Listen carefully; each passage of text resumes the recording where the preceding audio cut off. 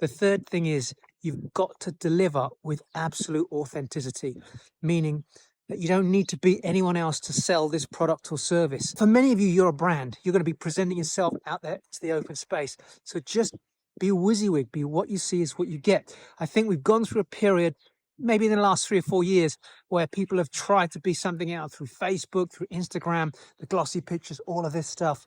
That's changing now. What people want to see is real. And that's what we're seeing. The new brands that are emerging are really the ones that are authentic and real and coming across in such a way that people trust them. And the reason they trust them is because they're being themselves. Now, the minute somebody trusts you because they believe that you are authentic, when you then present that product or service, which you have to believe in, they're going to know that not only are you being authentic, but you're being authentic about the very thing that you're promoting or selling or sharing with them. And you accept that not everyone's going to like you. The fourth thing is this.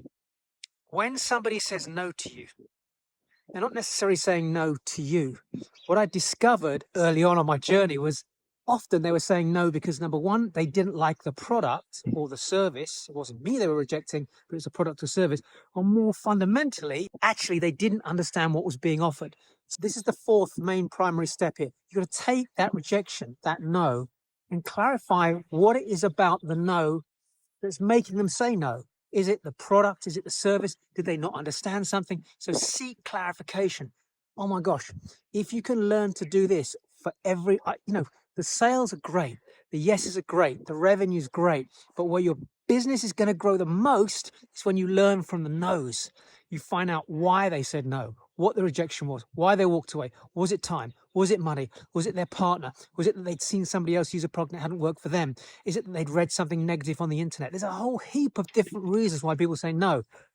As you build up that list of no's, those rejections and those clarifications, you can then find ways to tackle those. And actually, if you rewind to the start, when you walk into this and you start to present yourself authentically, you can cover those no's through your story, and your story becomes a way to peel back and deal with the objections or the rejections before they even come to you. And hey presto, suddenly your conversion rates will go up.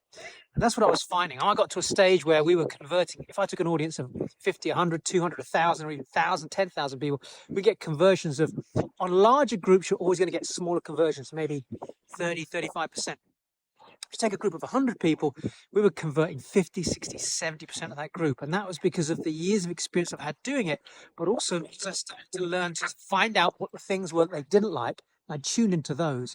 And those were the things that I would then magnify, peel the onion, take those objections away, and that way answer the questions before they even ask them of me.